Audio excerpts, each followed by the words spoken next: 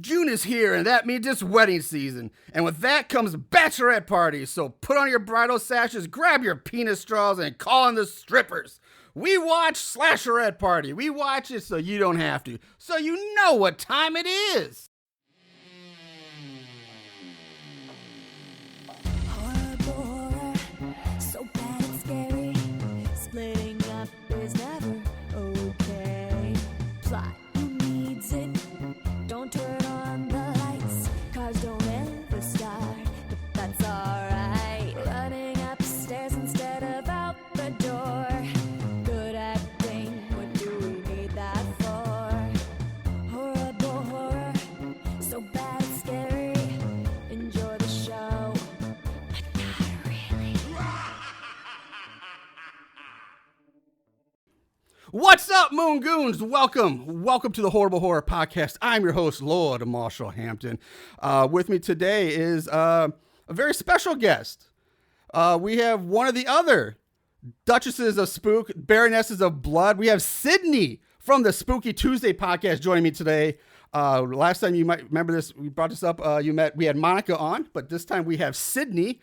Super excited to have Sydney here. So Sydney, say hello and introduce yourself. Yeah, I wasn't going to let Monica have all of the fun. Are you kidding me?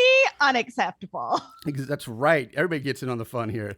I'm super excited she's here. So now we're just one more of the Spooky Tuesday gals to get on it, to get all three on, rotate. So I'm looking forward to that. Hopefully that works out as well. This week, before we get into this movie, first, like I said, we're talking about with Spooky Tuesday. Go ahead and plug all your stuff. Spooky Tuesday, you can find that, I believe, I know I listen to it on Apple or iTunes or whatever it's called, Apple Podcasts now or whatever it is. But go ahead and tell them where you can find you, and all the listeners can find your stuff. I think we're anywhere you could think to find a podcast is where we are. I know, like Spotify, we're on iHeart, we are on Google, we are this. If you want to follow us on social, we are spooky_Tuesday on Facebook, Twitter, TikTok. Nobody really cares about Facebook anymore, I'm assuming. Yeah, I don't really think so. so... I don't even know why I update our Facebook page. I mean, I still kind of do, just out of habit, but yeah, I don't think people care about that anymore. We have one, but we don't really care too much about it. That's how I feel about Twitter. I really don't care about Twitter, but our big thing is Instagram. That's our big one. But yeah, basically the socials so people can find and trial you. It's a good time. Speaking of which, I do want to say that I agree with your guys's I want to say viewpoint on Josie and the Pussycats. By the way, I do believe that is a heavily underrated movie, and I thoroughly enjoyed it back in 2001 when it came out, when I rented it from the old Family Video back in the day. So yeah, just want to get that out there because I listened to that last episode. Like, yeah, Josie and the Pussycats. I haven't heard that forever. That's a great one. What was it? Rachel Lee Cook, super hot. I was a fan of hers from She's All That was the first one, yes! and then that led me to Josie and the Pussycats. So yeah, I just wanted to share that with you guys, that I am on your side with the Josie and the Pussycats debate, or whatever you want to call it. Hell yeah, join the army. Yes, there we go.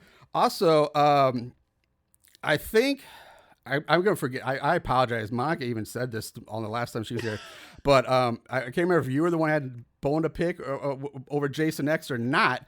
If that was with you, or if that was your third partner who had issues with Jason X. But I want to touch base on that real quick. Let's touch that. Jason X. Why the hate? That's Chelsea. That's Chelsea. I am a All right. Jason X stan. All right. Thank you. All right. You're cool. Okay. So Monica and Sydney, you're the cool ones. Chelsea, you're on notice. Yeah. Chelsea's always on notice. All right. All right. One last thing before we start the episode, get into the movie. Want to shout out to all, remind everybody out there listening, check out the Horrible Horror Podcast.com and go to the merch page for all your new Horrible Horror merchandise, t-shirts, pint glasses, stickers, bumper stickers, hoodies, all sorts of stuff is there. Go there, check it out. Anything you do really helps out the show. Appreciate it. So yeah, don't forget to check that out. on with the episode. We're your Slashlorette Party. It is wedding season, so I thought this was appropriate. All the weddings are coming out now. It is June, after all. This was released in 2020, written and directed by Paul Ragsdale and Angelica de Alba. So a duo wrote and directed. You can find it on Tubi, Plex, and Amazon right now. I watched it on Tubi. It was fine.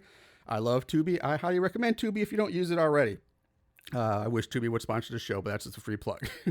The cast, there's only two people I'm going to mention in the cast real quick. First, we have Dr. Petra Jordan, played by none other than a porn Hall of Famer, Ginger Lynn.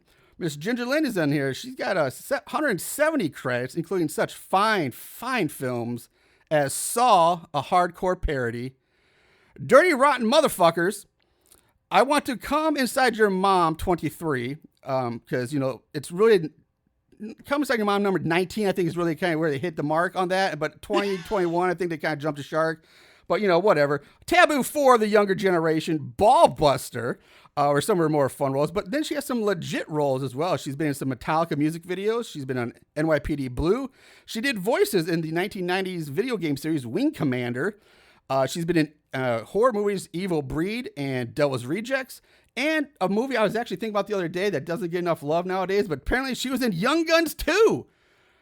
God, that was a good franchise. Young Guns was so good. I don't know why I was thinking about it the other day, but man, it had such a great cast, and just such memorable moments, and the Regulators, and then, Young Guns 2, Bon Jovi's music as well. Like, I think that one needs to get brought back. I'm not saying remake it, just bring back the love for it. It's a good movie. If you haven't seen them, for you younger guys, go watch the Young Gun movies. They're great. What are your thoughts on the Young Gun movies there, Sydney? I know the second one is like stacked, right? Like it's got like or is it it's the second one. It's got they're both Christian stacked, but Slater yes. And the CSI guy. It's got Christian Slater, Kiefer Sutherland, Emilio Estevez, and I think it's like, is it Dylan McDermott or McFat? There's one guy I always get confused with the other one, but they're kind of similar. But one of them is in it. It's a stacked cast, like back in like early '90s. Stuff. It's really good. If you guys haven't seen it, I highly recommend it. And secondly, the last person I'm going to mention on this is Dean. I mentioned him because he's played by a friend of the show, Drew Marvick. Now you might remember him because he's the writer, director, and actor of Pool Party Massacre, which is a great movie if you guys haven't seen it. And I know you guys can't see listening at home, but right behind me, I forget it's mirrored, but we have the autographed Pool Party Massacre poster he sent us. So yeah, we love Drew Marvick, and I was stunned to see. I did not know he was in this movie until I started watching it. Then I was like, "Oh, holy shit, it's Drew Marvick! This is gonna be awesome." You're like, I know that guy. Yeah, I was like, "Hey, he's been on the show. Good for him. It's like seeing something else." So that's it. That's all. But the only people in the cast we're going to talk because nobody else sadly kind of matters, or you're going to recognize or see in anything else. So yeah, kind of sad. But anyway, let's move on to the movie itself. We open on a dream-like wedding scene after the bride and groom say their wedding vows. The groom pulls out a knife and just stabs the bride in the stomach, killing her right off the bat. And then we just jump to the bride waking up in bed. So very stereotypical dream sequence opening. Nothing too, fancy, unusual here. We jump to the office of psychiatrist Dr. Petra Jordan, and by office I mean hotel room, where Dr. Petra Jordan is, I'm sure, done much of her fine work in the previous films. They're very used to being in hotel rooms, I imagine. Dr. Jordan is in the middle of a session with her patient Dean, aka, like I said, friend of the show, Drew Marvick, who is talking about his problems with women. That's this whole thing. While Bree, the bride who we saw in the opening scene, waits out in the waiting room, and again, by waiting room, I mean the hotel hallway, or the little alcove in the hotel hallway. The session ends, so Dean leaves, Bree goes in, it's her turn on the couch.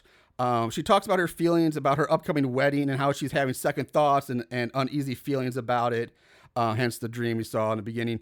And she goes on to say that she can't even stand her fiance anymore, and the thought of having sex with him revolts her now. That's kind of a red flag, I would imagine, if you're getting married to somebody. I don't know, maybe you need to pump the brakes on that, but it's a pretty drastic way, I guess, to, I don't know. I don't want to say start the movie, but just I don't know. It's weird. It's weird. So this leads to a scene of her writing her fiance a letter. She gets back home and writes down all her feelings in a letter. I think the doctor told her to do that. It's like, write it out. You don't have to give it to him, but just express your feelings. She gets surprised here by her two friends, Naya and Alexa, who have come to kidnap her to take her away on her surprise bachelorette party. That they tell her they rented a cabin in the woods. But Bree's like, no, I can't go because, I'm breaking up with her fiance, Dolph. His name's Dolph. Naya. Naya. I'm sorry. Naya? Naya. It's Naya. You can correct me. Is super excited. Is really excited about the fact that Bree wants to break up with him. But Alexis all upset because it'll mess up all the hard work she put in on the party. But turns out that Dolph and his bros are all coming over as well because apparently it's now a joint bachelorette party, which that cannot be a good idea. I can't imagine that ever being a good idea. I don't know. Here's my thing too. And they go into the woods for said bachelorette party. Yes. I would be so mad. I'd be pissed. I have beef with the woods. Like nothing ever good happens in the woods. That is true. Like, I'd just be like, the woods? Are you kidding me? A co-ed bachelor party or bachelorette party in the woods? Yeah. I would have broken up with him just so I wouldn't have to go to that. I would have been like, you know what? Actually, we're canceling this wedding. Sorry. Yeah, I think I might break up with him and maybe break up with your maid of honor too, or for planning that shit, because that's terrible. But anyway, on that cue, everyone else shows up now, including Dolph. And from the moment Dolph opens his mouth, you tell he's just Captain Douche. You just know it. You can feel it. He's just that guy. Hearing him talk actually makes Bree throw up. She literally throws up from listening to him talk. That happens in this movie. So Bree, Naya, and Alexa all go to the bathroom to clean Bree up while the guys wait outside, where Dolph continues to be a douche. Even his best man Finn isn't safe from this guy's douchery. Like, it gets worse. I mean, I'll comment on it later. I'm sure we'll talk about him a lot coming up. Oh yeah, but I have big feelings about all everybody in this film, quite frankly. I cannot wait to hear those. But yeah, I want to get through. Yeah, I want to talk about these people when we get through at the end, because there's so much to say. So Bree changes her clothes and gets in the car where all the other girls are waiting for her, and they immediately turn into woo girls as they drive off. Woo! And which makes me ask Sydney again. I want to go back to you. Are you a woo girl, or not? What's your take on woo girls? Why? Why? Okay. So I lived in Nashville for 2 years, which is like bachelorette party capital of the world. I hate the woo girls with a burning passion, but will that stop me from every once in a while being one? No. Because sometimes you have to give in to the cringe and just accept your fate for what it is and just go with it. Like, sometimes you just gotta go with the woo, people. That's the lesson. If you take away anything from this episode, it's just sometimes you gotta go with the woo. Don't fight the woo. Don't fight the woo. So at this moment, let's take a moment. We'll go over and clarify as best we can the girls that we have in this movie. So, like I said, we have Alexa, who's kind of like this prim and proper one. She wears this pink dress and pearls and white gloves. Kind of reminds me of kind of a Jackie O type look. Only Alexa has like that dyed gray hair that's become really popular right now. I've seen that a lot, like younger girls dyeing their hair gray for some reason. I don't quite understand that. Like, I don't know why if you're in your early 20s or so, you want to look like you're in your mid 50s or 60s. I don't get it. I can totally get like regular dye and like the cool, like, you want to dye it purple or blue or green or pink or what, if that's whatever, fine. That's cool. But I don't understand the gray. That's one I don't quite get. Because people at my age who are going gray would love anything to not have the gray and go back to, what we had in our 20s. It's like a flip-flop thing. I don't know. It's just kind of weird. Other than that, we have Naya. Now, if vampires are real, they'd probably look like Naya. she's like the vampire on Spring Break. I don't know if you felt that, Sydney, but man, this girl just looked like she was a goth that somebody dressed up in like Spring Break clothes or something like that. It was a weird. Her clothes didn't fit like her cosmetics that she was wearing, if that makes sense. Like it just didn't seem to fit her. I don't know. Her aesthetics were very mishmash. Yeah, it's very confusing. Then there's Mandy, the blonde girl in the short pink booty shorts and the cut up purple sweatshirt that shows off like her midriff and like has, you know, very 80s like sweater, the shoulders all hanging off, kind of footloosey. Next, there's Trinity. The only thing that really makes her stand out is that she's the Indian or Middle Eastern girl. Other than that, she's just there. And lastly, there's Carmilla or something like that. This girl's in the denim mini dress, straight from 1987, who might as well not even be in this movie because I don't think she even speaks her name or speaks a line until like halfway through the movie. I don't think she talks at all. She's just there. So she has zero personality. She's probably the most useless character in this movie I think. And that's, I don't know. And that's saying something because all these characters are pretty much useless. They're not, there's nothing that really differentiates anybody from other person really at all. So we cut to everyone arriving at the cabin. Bree tells Naya, that she's decided to give Dolph one last try. I'm going to give the old, freshman try or sophomore try or something like that, college try. Everyone heads inside the cabin to unpack, and in one of the bedrooms, Bree and Dolph, they talk. He gives her some shit about seeing Dr. Petra, then asks her if she's good to fuck now because that's part of her wifely duties, and that they haven't had sex in over a month now, and tells her that shit like that makes guys cheat, but not him because he's one of the good guys. Which is always, that's the way to do it, gentlemen. That's how you do it. That's take lessons from Dolph.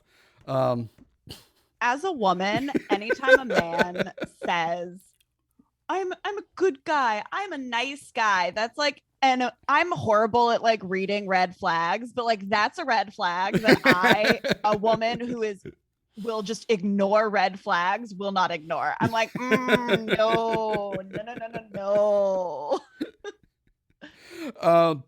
So she promises like, not right now, but I'll have sex with you later tonight. And then she leaves. And right after she leaves, he starts snooping through her bags, just starts rummaging through her stuff and finds a letter. Meanwhile, the girls are sitting around gossiping. Bree joins them. Alexa gives a little speech toasting Bree and Dolph, who we learned were high school sweethearts as well. The sound of someone knocking at the front door are heard. The girls think the strippers are early. When they answer it, they're staying there is Dean, who we met earlier, wearing brown coveralls. Next to him is his coworker / partner, Seth. They tell the girls that they're there to fix the Wi-Fi because the owner, I guess, set up an appointment last week before, I guess they're doing this like an Airbnb type thing or I don't know. They obviously whoever rented some point was set up previously. And the girl's like, yeah, whatever, go ahead, do your thing. Meanwhile, out back, the guys are starting up the grill. They're talking, having some beers. As far as the guys go, like here's what we got. We got Finn, the best man. Then we have Jimmy, who's the Middle Eastern or Indian guy. And the only guy other than Dolph and maybe Finn that has any kind of resemblance of a personality. Not saying it's a good one, just something there. Then there's Eddie and Bert. To be honest, I don't fucking know which one's which. Hell, if it wasn't for IMDb in the first place, I wouldn't even know their names. That's how bad it is. It really, literally does not fucking matter what their names are. One of them wears a Hawaiian shirt, and I love this. Okay, he's got a Hawaiian shirt, and on his forearm, he has an American flag Wu-Tang logo tattoo on his forearm. Yes. So like, yeah, everybody should know what the Wu-Tang logo is. Normally it's a yellow W thing, but only instead of the yellow, it's like a waving American flag, which sadly I'll admit, back in the late 90s, I might have considered getting that same tattoo. Because I was a huge Wu-Tang fan back in high school. But I noticed that right, like, oh, he's got a fucking Wu-Tang tattoo. That's the only thing that makes him stand out from everybody else is his Wu-Tang tattoo. That's about it. Wu-Tang is for the children. That's right. Wu-Tang forever. Jimmy and Wu-Tang talk about how it's harder to be a man than a chick when it comes to dating because chicks just have to be there and look pretty, while the men have to be good looking and charming and well-read and funny and blah, blah, blah, and all this stuff. I don't know. Sydney, what you care to chime in on your thoughts on that argument there? Their whole conversation is what I imagine like an incel Reddit thread or like a 4chan thread sounds like, is just men being like, women have it blah blah blah, like men have it so hard and meh, meh, meh. And they're just like standing there like circle jerking each other because like women won't talk to them for this very reason. So we jump to Naya and the rest of the girls talking on the porch, playing a game of basically, I don't know what to call it other than who would you fuck. That's basically what they're playing. Naya is talking about how she's totally not interested in hooking up with anyone this weekend. During the conversation, it comes out that Naya hates Dolph and doesn't understand why Bree is marrying him in the first place, which is a very good question. One that never really gets answered. Excuse me. We go back to the guys. Finn's getting tired of Dolph's attitude. And Finn, remember, is the best man. He's getting fed up with Dolph. But Dolph tells Finn that it's his weekend too, damn it. And that Finn better fall in line, and gives him the old like little pat on the cheek with his hand. The old little slap. Again, really making himself likable is this Dolph. Such a good guy. Meanwhile, the daywalker Naya gets sick of talking and leaves the girls to go get whiskey. While the rest of the girls sit around and talk some more, Seth is working on the Wi-Fi nearby. And by working on Wi-Fi, I mean twisting a screwdriver against the window. I don't get this. Like, really? Like, if he's trying to fake work, I think there'd be much better ways to fake work than just twisting a screwdriver against the window. Like, what is that supposed to accomplish? It was fucking hilarious. I was just like, could they have not have come up with a more creative way to do it? Like, get some fake wires or something. Yes, anything. He could just have him, punch over like cutting wires or doing anything other than twisting a screwdriver into a window that doesn't even have screws in it. Like, it's not, it's just the dumbest, laziest thing. I just blew my mind. So, where I just lost my spot. Okay, so Seth is overhearing the girls' conversation about how unattractive they think Seth and Dean are, because they're not being quiet about this at all. They're making it quite known that they think Seth and Dean are unattractive men. Trinity asks Seth what he thinks Bree should do.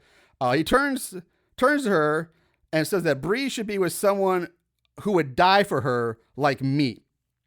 Then out comes Dolph. Seth goes back to screwing the window. Dolph gets all pissy that Seth was talking to Bree and gets all alpha male. Dolph goes like, you want to fight me? Huh? You want to fight me for a bro?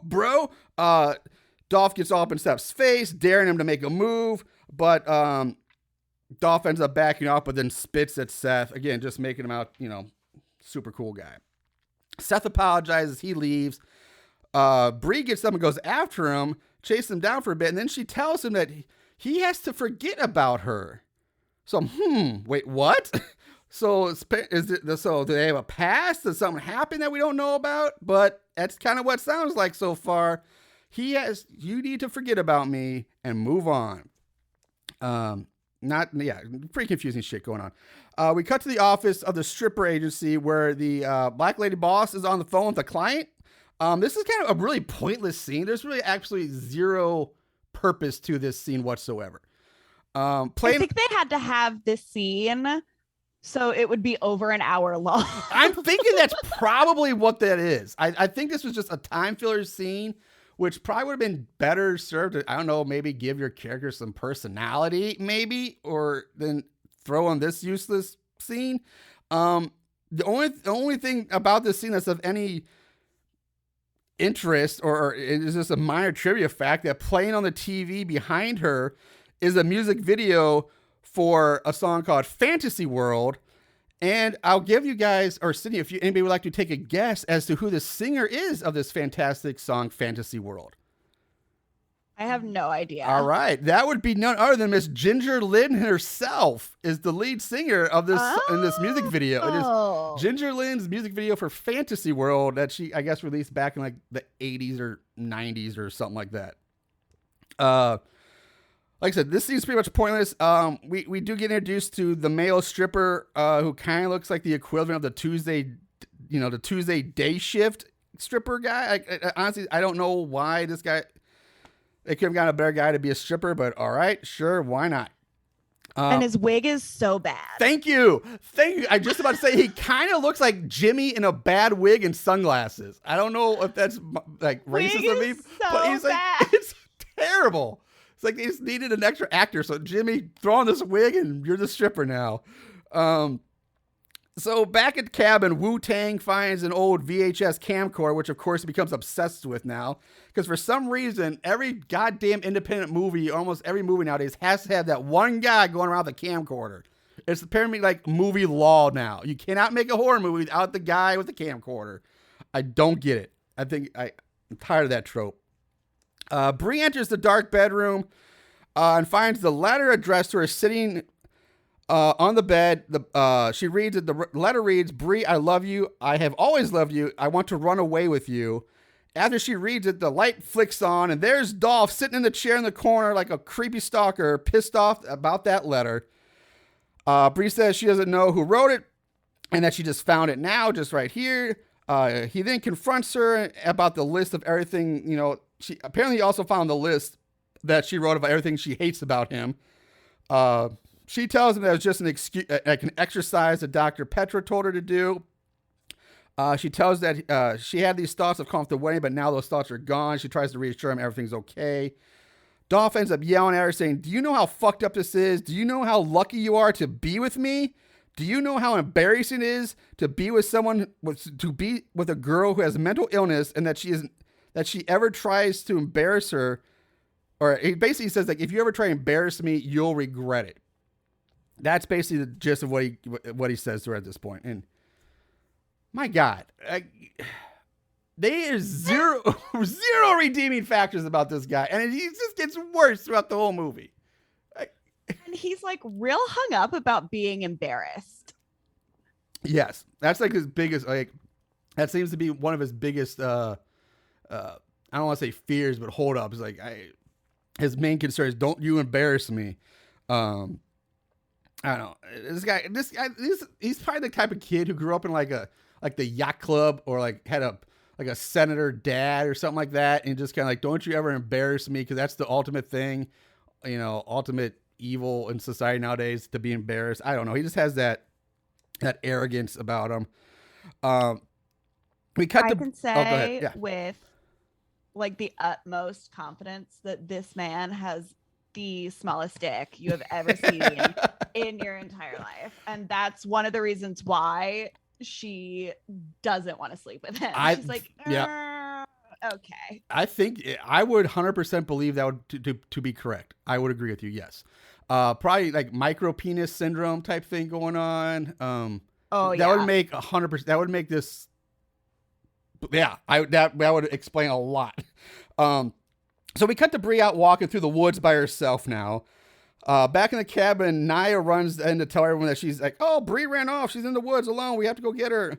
Dolph says she's just doing this for attention, and that maybe her secret admirer can go find her. So he's being a little douche crybaby now, basically pouting in the corner. Nia calls him an asshole. Dolph gets in her face. They argue about the fight, but it gets broken up by Finn. Finn says that he and Nia will go look for Bree and ask if anybody else wants to come along. At this point, Mandy and Wu-Tang decide that they'll go look too. So the four of them leave. And of course, Wu-Tang brings the camcorder with them as well. We cut back to Bree in the woods.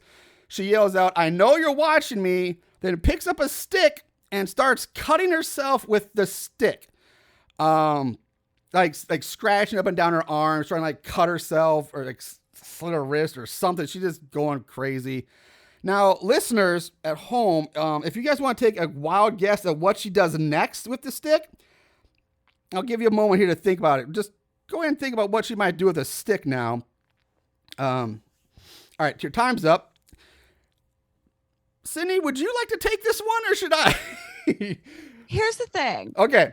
My thoughts, the first thing that came to my head was like, baby, that's a stick. You're going to get splinters. Thank you. I was good. That's my point too. Yes. Thank you. I have that written down 100%. So anyway, listeners, if you guess she fucks the stick, then you win and you might have some issues of your own. Splinters. I shit you not. She shoves the stick up her vag and gives herself the old backwoods abortion. What the shit, folks? And Sydney said herself, I can't imagine how that would feel. I'd be worried sick about getting splinters up there. Like, what? A stick? You find them, it's not smooth. Like, there's like broken edges of it, like little pieces hanging off and like, no. Why? Girly, what is going on in your head right now? Yeah. But goddamn. Okay, that happens. That literally happens. We go back to Mandy and Wu-Tang. Wu-Tang's filming her ass as they walk. She gets upset with him for filming her, despite the fact that she is intentionally bending over to show her ass. And he does call her out on that, though. He says that she's just jealous of Bree getting all the attention. And so he's going to stop filming her because she doesn't deserve it. And he's going to save the film for Bree. And he threatens to go off and find Bree instead. But this, I guess, Mandy works because Mandy stops him saying he was right.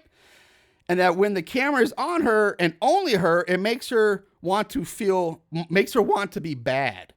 Mandy tells Wu-Tang to wait there. And when she comes back, all these clothes are coming off. So she jogs off alone. Wu-Tang shouts out, "How do you know you're not just going to ditch me here?" So Mandy stops, takes off her bra underneath her sweatshirt, tosses it back in him, landing it perfectly on top of his head, then jogs off again to go hide behind a large tree. We cue the POV shot of the killer watching her from behind. And pretty much that's when the machete gets impaled all the way through her, through Mandy's chest from the back. Blood sprays out everywhere. She coughs up the mouth blood, falls to the ground dead, while the killer in brown coverall stands there behind her, just watching her die and fall over. So there we go. We finally got kill number one. It was a good kill too. Like, yeah. I love fake blood.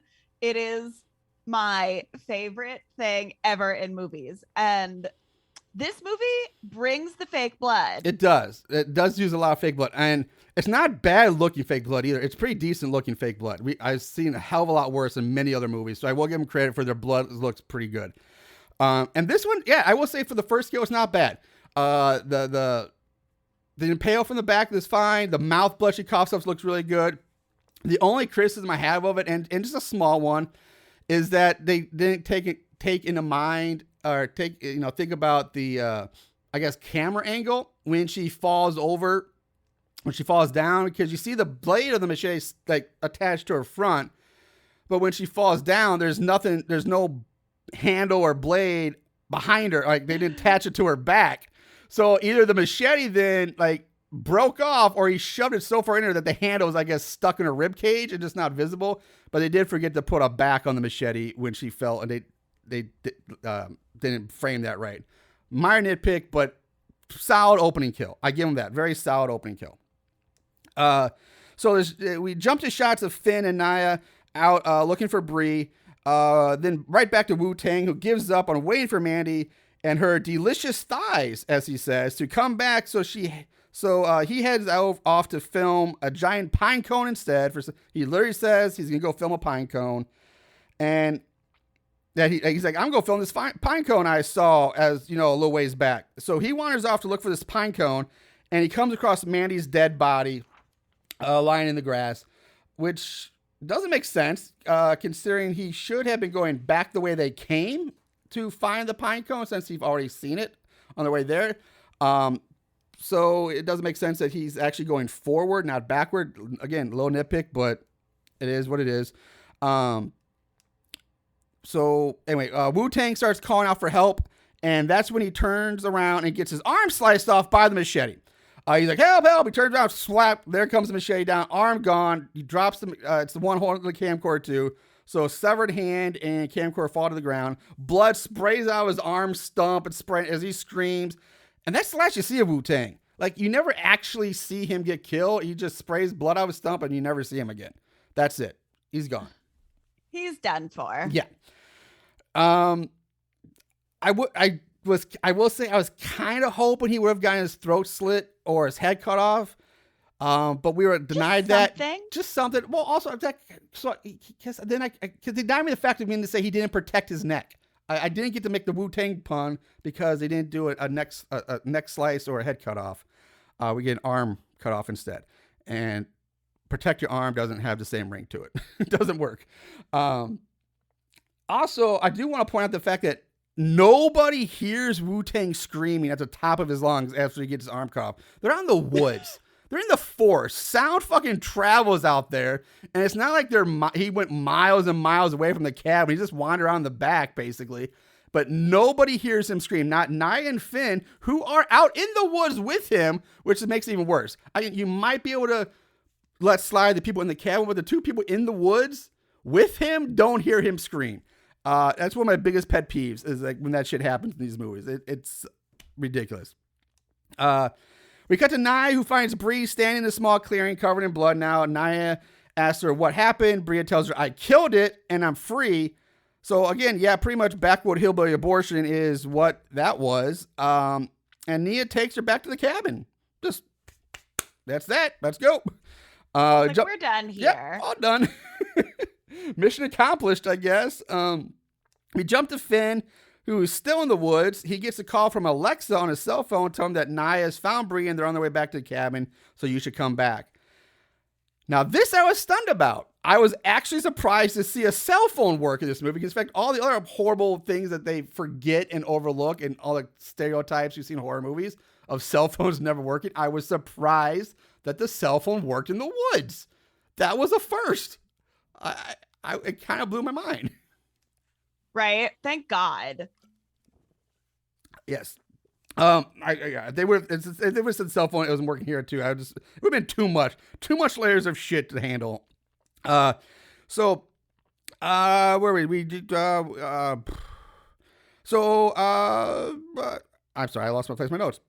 Now for some, here we go. Now this is for some strange reason, Dr. Deep Throat shows up at the cabin, and Bria and Nia enter. Bria is now acting like she's insane all of a sudden. Like she's just lost. She's like Fruit Loops now. She's just lost her mind. Makes no sense whatsoever. But I guess that happens when you fuck a stick. I don't know. Can't say I've done that. Brie tells Dr. Double D that she killed it. It was eating me. I killed it. And then I killed myself. But now I'm back and I feel so much better. That's her line. That's her dialogue. I don't know what the fuck's going on at this point with her. I can't make any sense of this. And then suddenly Brie flips the switch again. Now she's all super excited about the party. She's like, all right, let's party. Let's drink. Woo! And she goes off to, I guess, clean up and get ready for the party. Like, this is a weird flip of the switch, emotional. Like, she's suddenly just crazy. And then now she's party girl. I don't know what's going on at this point. She is losing her goddamn mind. It's plainly, she's lost something up there. Some screw fell loose up there. So Dr. Doggy Style joins the man in the living room and gets introduced to all the people at the party. Dolph continues to Dolph it up. And at this point, this is where I want to say this, I'd say this all the time in past episodes, but I don't understand why writers always have a tendency to feel like they need to write a character like this that's so completely unlikable, and then also give that person a group of friends, because like no one would want to be around this guy, let alone be friends with them or like be their groomsman or best man. No, when they're so I don't understand why you write. We see this all the time in indie movies that they overwrite or they go to the extremes of this one asshole personality type where he's such an asshole. He's zero redeeming factor, but yet he still has friends, and I'm tired of seeing it. It doesn't make any fucking sense. I don't know. It's just. That's the thing about like shitty men. Like we see Dolph, he's like clearly abusive, but like in real life, people like that are very charismatic and they're very nice and Yeah. they have all these other things. So like they're very likable, comma, but Yeah. Yeah, and that's why they get where like the girls like in those relationships end up staying, don't go, because like, well, they always see that little bit of goodness in them, so they keeps it coming back. Times, like their friends will be like, no, not that guy. Yeah. He would never do that. He's so nice. He hangs out with his grandma every Thursday. Like, no. Yeah, Dolph probably like slaps his grandma and then steals money out of her purse. That's probably what he does. And yet, but yeah, somehow he's got a fiance and somehow he's got friends, but he's so overwritten. It's just atrocious. Dolph continues to threaten his best man Flynn, and treats him like shit, basically. Again, which begs the question: why would Finn even be this guy's best man? Like I would get it maybe if they were brothers. Like he's my brother, I kind of have to. That would make sense. But that's not written. They never expressed that. So I don't know why any of these people are with them. Now at this point, Finn and Dolph actually start arguing and nearly come to like throwing blows at each other, like literally come to a fist fight over the fact that Dolph doesn't seem to care about Brie's well-being at all. Jimmy literally has to break them up as Dr. Deepthroat just sits there watching it all. Finn has finally had enough at this point. He storms out of the cabin. I'm like, thank you, finally. Somebody. He's like, fuck you, Dolph. I'm out. I'm done with your shit. And he just leaves. I'm like, that's the most believable thing in this movie so far. That's it. That's the most believable part. Naya and Trinity ask Dr. Deepthroat if she wants to hang out for the male entertainment, to which she says no. I'm not used to strange men shoving their groins in my face. And of course, I'm like, ha ha, irony, because she's the porn star. She goes on to say that she'll just hang out in the guest room with a book and observe Bree from afar. Which, again, is weird. Like, why is a psychiatrist hanging out at her bachelor party or bachelorette party? Right. Why is she even there? It makes no sense. Why is she even there? It's like she on the clock? Like, no, I've gone to therapy plenty of times. I went to therapy for years. But my therapist, counselor, whatever, never just like came and hang out at my house party, just like, hey, what's up? Like, they're like, no, outside the office, there's no contact. Like that's, they're like, you know, you conflict don't of interest. know me. Yeah, exactly. One of my counselors even said like, had a talk with me, like, if we ever run into each other outside here, I'm going to ignore you. I'm not going to acknowledge I know you. I'm like, okay, fine. I get it. And sure enough, it actually fucking happened one day. I was at a blood drive as one of those like portable blood drive big ass buses things. Like, I'll go give blood. I walk in. I'm like, oh shit, there's my therapist right there giving blood. I'm like, oh, okay. Yeah, she didn't say hi to me at all. We just kind of gave like the old like little, like a quick little head bip. Like, yeah, I see you. But yeah, no words were spoken. So, but yeah, why her doctor is here makes zero fucking sense. So we cut to Finn walking around the woods. He finds like a little perch and he takes a little seat on it. He's just sitting there hanging out. I guess the coolest jets calm down. And that's when he gets bashed over the head with a fucking crowbar from behind and then just beaten with it. Just repeatedly beaten down with a crowbar. And that's it. It cut away and we see Dean and Seth standing in the woods now wearing dress clothes like slacks and sport coats and nice shirts, like, and holding suitcases. Like, what the fuck? So that makes zero sense. Dean actually is holding an axe in one hand and a suitcase in the other, while Seth holds a suitcase. They set their suitcases down. Seth opens it up and pulls out a machete, which was the only thing in the suitcase, which begs the question, why the need for a suitcase in the first place? You could just carry the machete. I think that'd be a lot easier. And then they head off together. That's the scene. It's kind of weird. Again, might just be a filler moment. I don't quite get the point of this. There's a lot of points in this movie that I was just like, did that make sense? Maybe not. Maybe not. I think that's the theme of this movie. Just maybe not. I don't know. Maybe not. Maybe not. We jump to Bree in the shower, having flashbacks of her sessions with Dr. Deepthroat. During one of the sessions, we see Seth enter to fix Dr. Deepthroat's Wi-Fi. So he's fixing her Wi-Fi now too, which just kind of had me chuckle inside as a guy because I just said like having the porn star and then the guy shows like, I'm here to fix your Wi-Fi. I'd be like, that's just like the horrible like opening scene to a bad porn right there.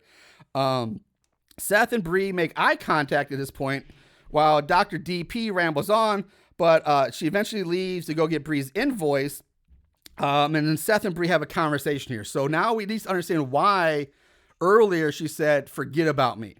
But the conversation wasn't like, hey, I like you, or you're cute, or let's have we had a one-time thing. It's a very awkward conversation with a lot of like awkward silences, a lot of little gaps. It's very, there's no chemistry there. He's like, it's really weird. I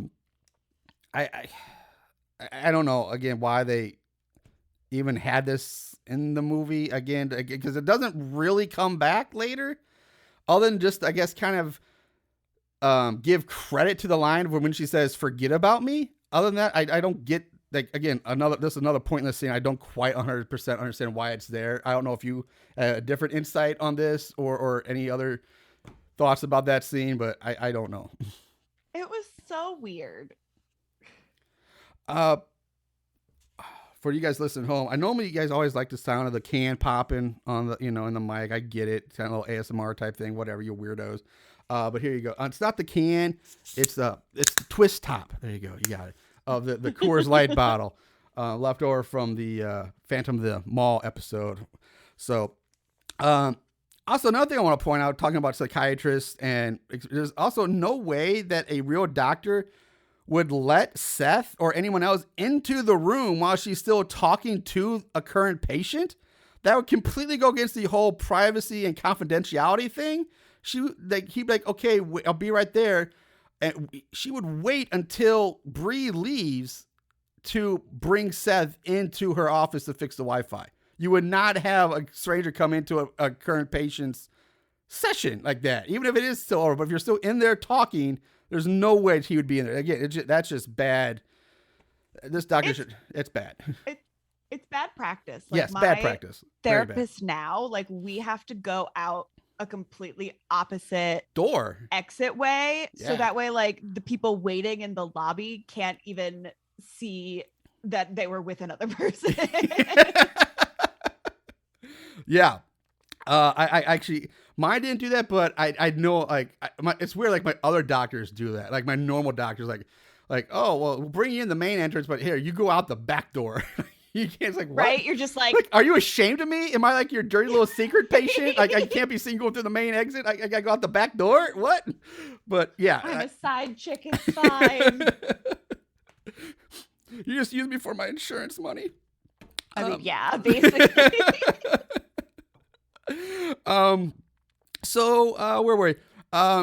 We cut back to the present. Bree just curls up into like a ball in the tub, and it fades to black. And then it cuts to Bree lying in her bed now in like this long kind of silky negligee lingerie type thing, and she's putting on makeup. She's getting all dolled up. So again, we've gone like another 108. We went from I don't want to be here, I'm breaking with my husband or my fiance, to I'm crazy in the woods, fucking a stick and cutting myself. Now I'm over that. Now I want to party it up. Now I'm crying in the shower naked. And now I'm back on the bed all excited and putting makeup on in lingerie. This roller coaster ride we're on with Bree is insane when you think of all the ups and downs and the different personality twists we've taken with her so far in such a short amount of time. It's ludicrous what's going on with this. Our girl Bree is a whole cry for help. Like, just her as a person is just one large cry for help. So, in comes Alexa to check on Bree, and she's now wearing a little silky teddy too. So I'm hearing now it's a lingerie party, I guess they're having, which is weird because it's co-ed, but all right. Alexa leaves, and in comes Naya, closing the door behind her. Naya stands just, a little nervous, says, yeah, I got something to tell you, Bree. I have to tell you. And then she's like, oh, fuck it. And this just lunges for Bree. getting on top of her and aggressively starts making out with Bree. And I gotta say, I did not see that one coming. I did not see the lesbian turn right here where we just took. Bree responds in kind. She's not like off put by this or like surprised. She's like, all right, let's go for it. And she starts making out back. So now we got this full on girl on girl makeout session going on. Very surprised by that. Loved. I did not expect this, and I was here for it. All right. That's like, I did not expect that either. It's June. This became a Pride movie. I guess in a way it did, because I don't have one lined up for Pride Month so far, but yeah, this will cover it. We can cover it with this one. So after they finish making out, Nia confesses that Nia, whatever, confesses that she was the one who wrote the "I love you" letter, and that the idea of Bree marrying that loser, drove her insane, and she just had to tell Bree that she's in love with her. Bree tells Nia, "I love you too." Like, what? Okay, sure. Nia asks if Bree, like, "Hey, why don't we leave here together? Let's just go off. Let's run away right now." And Bree's like, "No, yes, let's do that, but not right now. I can't do it right now." Let's put a pin in that right for a second. So what the fuck? I'm not sure where this lesbian side story came from all of a sudden. It came really far out of left field. Not saying I hate it, but I'm not sure if it's 100% necessary either at this point with this movie. Kind of confused here. But Bria, Nia, and Alexa now, they all hug outside of Bree's bedroom. They all have a girl moment hug in their lingerie, and then join hands and like they're going to skip down the yellow brick road and head into the living room. And so at this point, the party actually starts. The actual bachelor party starts.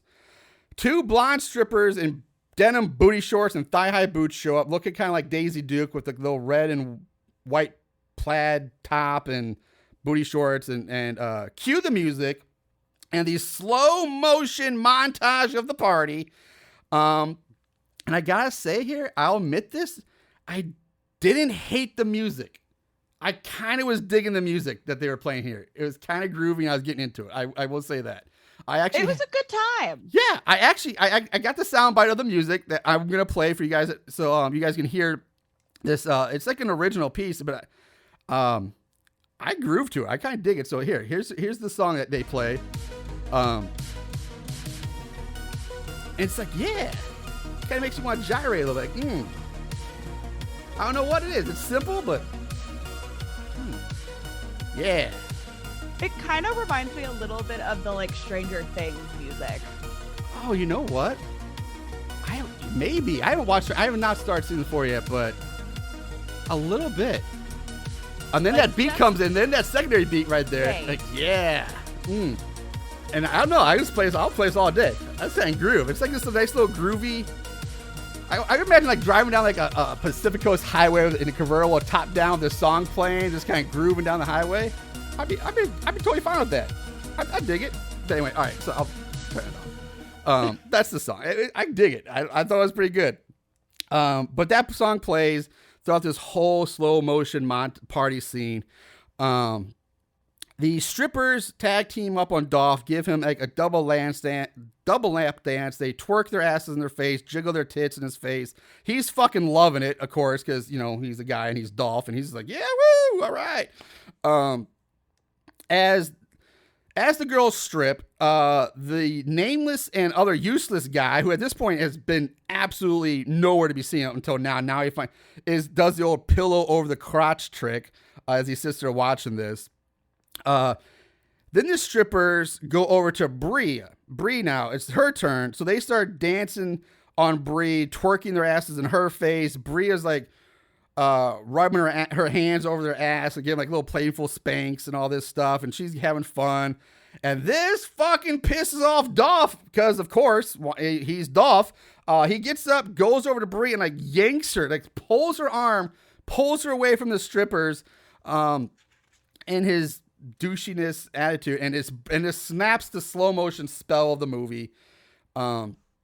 Nia gets all up in Dolph's face, telling him, "Hey, don't touch her," and she starts pushing on Dolph. Dolph storms off. Nia gives him the finger. Brie yells out, "Get out of here! You're ruining all of our fun."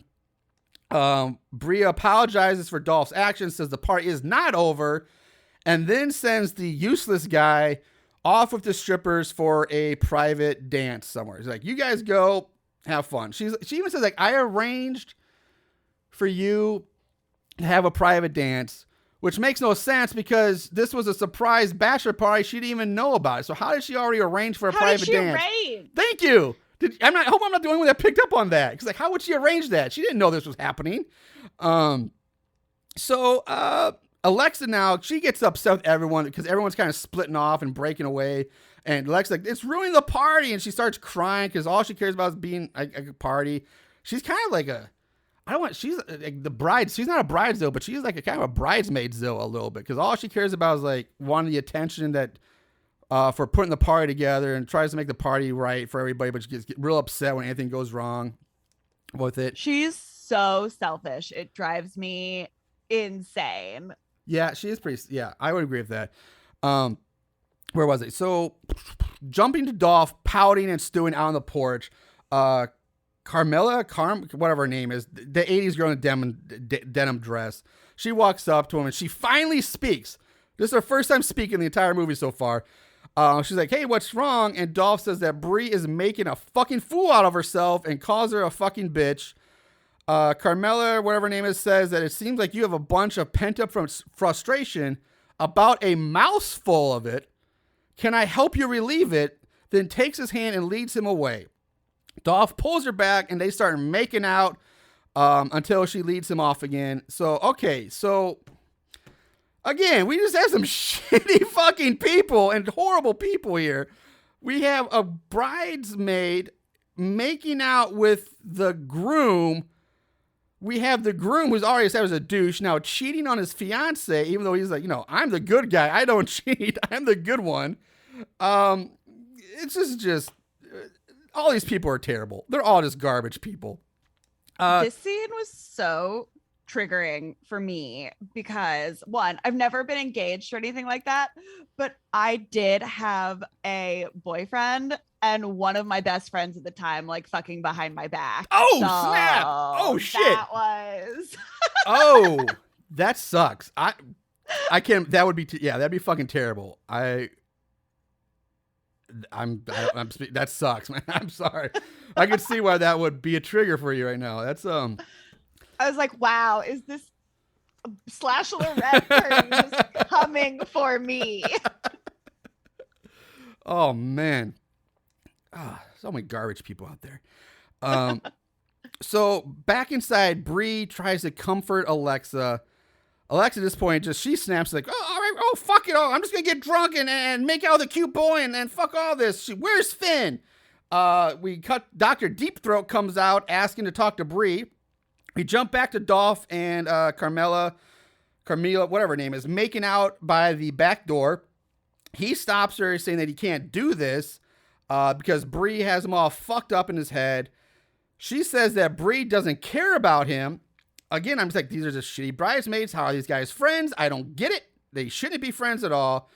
Dolph says we're getting married in a few days and he can't just let her leave. Carmella says that if Brie doesn't want that ring, then I'll take it. To which Dolph laughs in her face, basically saying, "You're hot and all, and you give really good head, but you're not wifey material." Dolph gets better and better. God bless Dolph. About what the fuck is wrong with this guy? good Madonna horror complex. Like, this is a prime example of the Madonna horror complex. Carmilla now threatens to go have a conversation with the Brie, basically saying, "I'm going to rat you out. Because if you don't if you don't let me suck your dick, I'm going to go tell your fiance you're cheating on her." I mean, that's a weird threat, but okay. To which Dolph scoffs, saying, "Since when did side chicks start getting all demanding and shit?" At this point, both of them hear a noise come from outside. They look out the window. Finn pops up with his face pressed against the windows, begging for help, bloody and begging for help. We cut to the two strippers now naked in the shower. while the useless guy sits on the toilet watching them as they just kind of shower each other and spank each other's butts. That's and they're like full nude. Yeah, too. full nude. Like, yeah, full on nudity. Then right back to the living room where Dolph and Carmela help a bloody and broken Finn into the room. Finn says he's all right, but he has something to tell Bree. At this point, he tells Bree that Dolph has been cheating on her with Carmela because he just saw it. Bree snaps, grabs Carmela by the hair, drags her over to the front door, and throws her out, slamming the door behind her, kicking Carmela out of the cabin.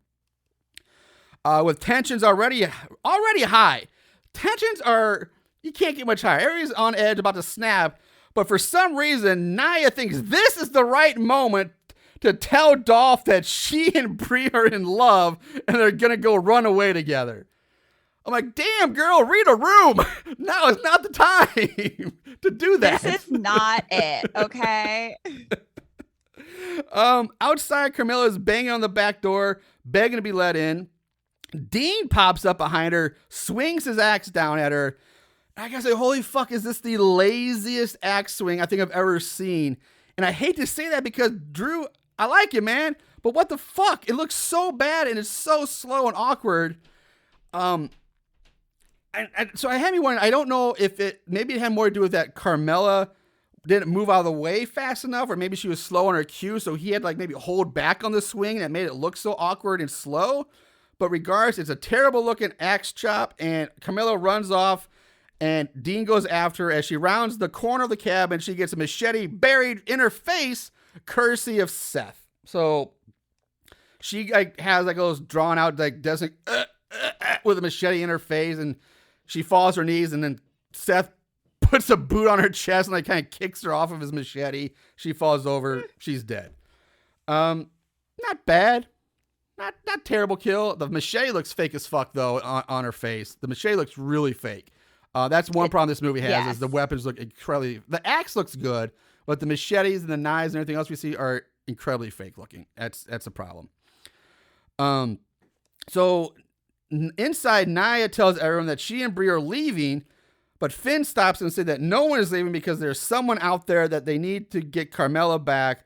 I'm like, Finn, shouldn't that be the first thing he should have said when he got into the cabin? Not, hey, Dolph is cheating on you. Like, how about I just got my ass beat by a crowbar out there? Somebody's out there to get us. That should have been number one, I think. Not Dolph's cheating on you. I think priority is there. I don't know. Maybe that's my own take. I don't know what you feel about that, Cindy, but I think somehow just beat my ass with a crowbar should have been priority number one. His pride was probably too wounded to admit that he got his ass handed to him. By what we find out is her psychologist. Yes, yeah, we find that out coming up, which is no big surprise. So finally, at this point, people finally realize that Mandy and Wu-Tang have been missing this whole time. Like again, shitty friends not noticing their friends have been gone for like hours now.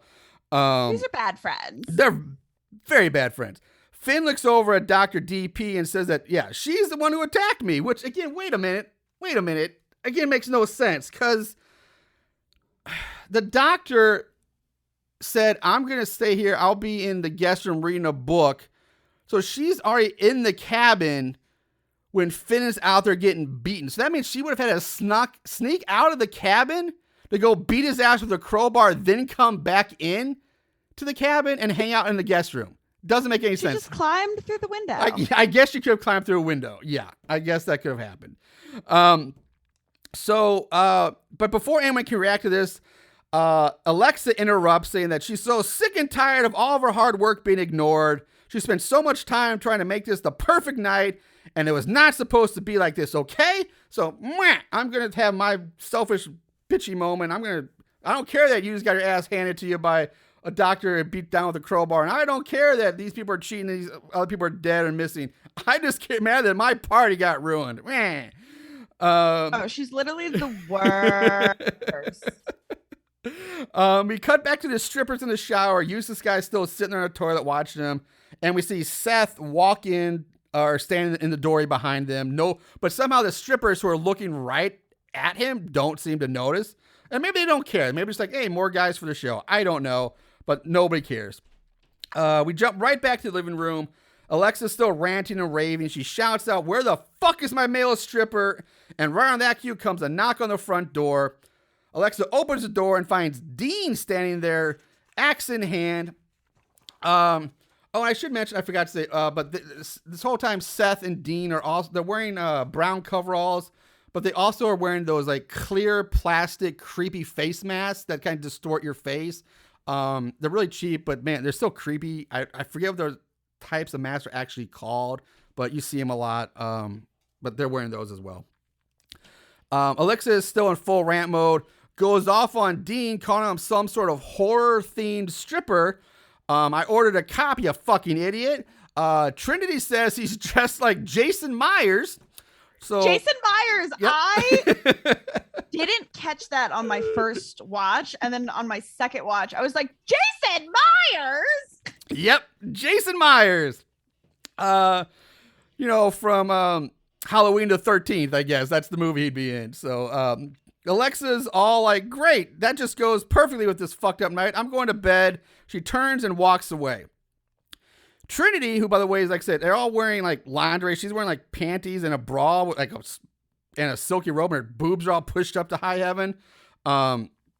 She just walks up to Dean, who's like, she like starts to say something. And Dean just like plants the blade of his axe right in her forehead. Just whack right there, killing her. She's dead. There goes Trinity. Okay, but right before she says my favorite line in this whole movie, she just goes, come on, Jason Myers, pull that thing out. I missed that. And I guess I didn't. Whack. I lost it. I was like, icon behavior only. I guess I missed that line. I can't believe I watched this movie like 3 times or something. I missed that one. No, that's great. You pull that thing out and then whack right to the forehead. She's done. Meanwhile, in the bathroom, Seth kills the unsuspecting useless guy by stabbing him down through the top of his head with a large, like Michael Myers, large knife, the tip of which you see come out the bottom of his chin. He's dead. Seth then turns his attention to the strippers. So he leaves the knife in the guy's head, and he pulls out his machete, stabs one of the strippers in the neck, killing her. Then kills the other stripper by stabbing her in the stomach, twisting his blade around, causing the intestines to fall out and go splat in the tub. We got triple kill right there. The intestines, not bad. Not terrible looking intestines. I'll give them credit for that too. I will say that. You got intestines and nipple all within like seconds of each other. It was great.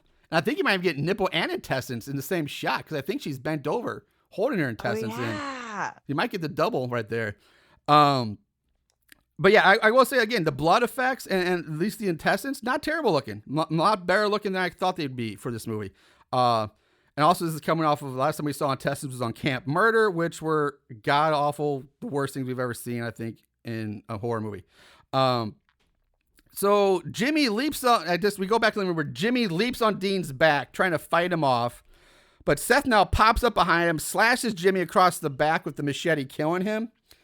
There's a little more to this, but at this point, I went on a little rant here because this is one of those kills that I'm always skeptical of this type of kill, even though you see it all the time.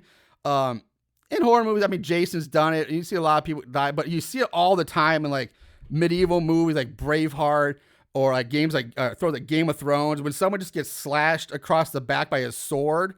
And then they just die. Like, I'm always like, I don't buy it as a killing blow most times, because like, yeah, it would fucking hurt and it'd suck, no doubt. But like, I never buy it as a killing blow because like, the swords never slash that deep. They never go that deep, and there's no vital organs in the back, really. So I just like when somebody dies that way, I'm like, that's kind of lame and stupid. They wouldn't die from that. But Jimmy redeems himself because, not Jimmy, but Seth redeems himself because the slash he gives Jimmy is like right up between the shoulder blades. So clearly not a killing blow. Would not die. But Seth follows it up with a series of vicious chops, just hacking Jimmy a bit to pieces. So I'm like, okay, that makes up for it. That will kill him. Jimmy's dead officially now. Definitely dead.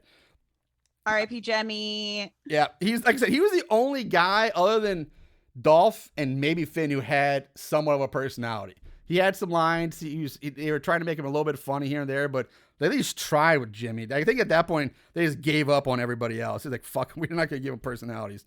So now Dr. Deep Throat shows up with a gun, saying these are nice girls. They don't deserve to die, which is weird because like wait, what? Because Finn just accused her of beating him with a crowbar, but now she's defending him.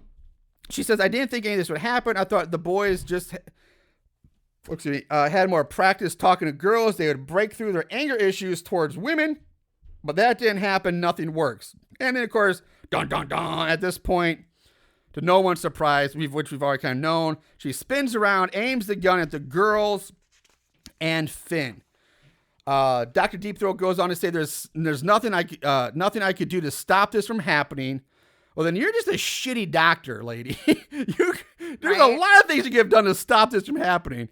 But now comes the even bigger reveal that probably everyone also saw coming. She says that these are her patients and her sons. So there we go. Which is just wild. Yeah. You're a bad patient. You're a bad doctor and a bad mom. She goes on a rant about how society... I bet you have a lot to say on this one, Sydney, but here we go. She says,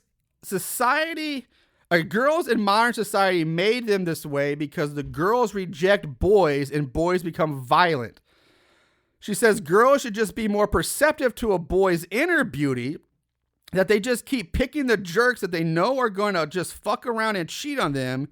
If girls would not reject boys, there wouldn't be as many mass murders. And if women would stop rejecting men, there would be less violence, which is pretty much saying the exact same thing twice. It's just odd writing. Dr. DP still rants on, yelling that she's so tired of these brainless little sluts who think that they're all way too good for my boys.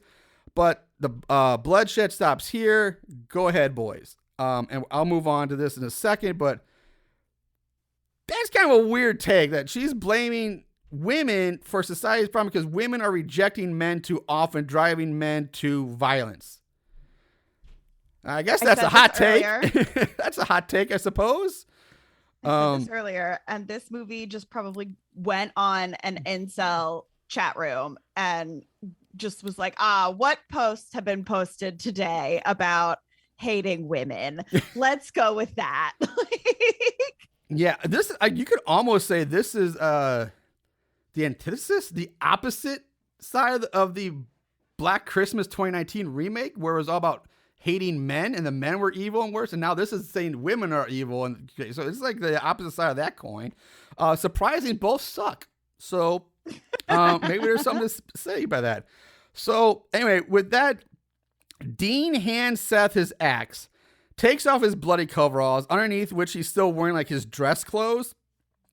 And I will say I did kind of chuckle at this next part, mostly because of how Drew Marvick delivers his lines. So Dean steps forward and goes into like a full-blown like dating website or video dating bio about himself. I like long walks on the beach. I like this. I like, this, just this whole thing. The best part I thought was when he says, I have a generous 401k plan. Yes! And pulls out the documentation to prove it. If anybody wants to see the documentation. I did laugh at that. I loved that. That was my favorite part of that whole thing. Thank you. Mine too. Like, I'm glad you appreciated that as well. Because I was laughing at that part. But when maybe when I go on dates now, I'm going to be like, hello, I'm going to need documentation of your... Like, do you have a good 401k? Yes or no? Bring it on our first date. I need proof. Hey, couldn't hurt, man. Yeah. So he holds out for a second. None of the girls take a look at him. So and without missing a beat, he just kind of puts it back in his pocket and goes on to describe his perfect Saturday night, which includes cuddling on the couch, watching a rom-com, and sipping on a cup of his homemade hot cocoa. Once he's done, he takes a step back. He steps back again, like he was in a spelling bee. He steps up, says his bit, and he steps back. And Dr. DP tells him he did a good job. and turns on the girls saying, come on, there's no reason to be afraid. Then she tells Seth to step forward so he can do his, I guess, sales pitch on himself, his dating pitch. But he stops and he whispers into his mom's ear, telling her that one of them was mean to him earlier today. This is stuff like juvenile, like playgrounds. Like, mommy, she was mean to me. Alexa says it wasn't just her; they all did it. But Alexa's like, I'm sorry, I'm sorry. But Dr. Deep Throat says it's too late for that now, and is about to shoot Alexa when Dean stops her, saying he likes her, that she's cute when she's mad. So Dr. Deep Throat calls Alexa a little bitch, saying she's been a bitch all day. Besides, you killed the one I liked without even discussing it with me first. Which I guess maybe Trinity was the one she liked. I don't know. It had to been her or Carmilla. Dean wants to know why he can't have the short one or the redhead, meaning Alexa or Bree, although Nia also has dark dyed red hair too, so it could be anybody. Doctors says that Bree is for Seth, which causes a small argument on why Seth gets her and not Dean. So they start bickering and fighting over which one of them is going to get Bree at this point. Kind of funny. I mean, I get it. But then from behind them, we all hear freeze, assume the position. Everyone turns around. In the doorway is the male stripper dressed as a cop with a fake gun. The stripper, like I said, is wearing a cop's shirt with no sleeves. Sleeves are ripped off in the cop's hat. But that's it, because underneath that is just a tiny pair of Speedo man panties. So no pants on, just the Speedos. And he starts dancing over Trinity's dead body. There is a corpse lying on the floor right in front of him, and he is dancing over it, and pays it no mind, which blows my mind at this point. He only stops when he realizes that there's no music playing. He's like, wait, there's supposed to be music. And then he looks around and he takes off running out of the cabin. And that's the last you see him. That's it. The smartest right. They made such a big deal about the male strippers, and that's all that we get. Mm-hmm. Yeah. But he's also the smartest one. Good for him. Yeah. So using the stripper's distraction, Finn charges Seth. They fight, but Seth takes Finn down to he takes Seth down to the floor. Nia charges Dr. Deep Throat and tries to wrestle the gun away from her. Alexa makes a run for it, but gets caught by Dean. Now, if you're wondering where Dolph has been this whole time, well, he ran off right as Trinity got killed by Dean's axe earlier. He took off running and hasn't been seen since. Just to let you know.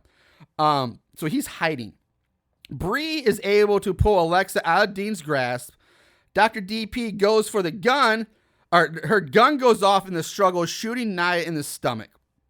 Dean backs Bree and Alexa down a hallway, saying, I never thought I'd be the one to kill my brother's girlfriend, but here we are.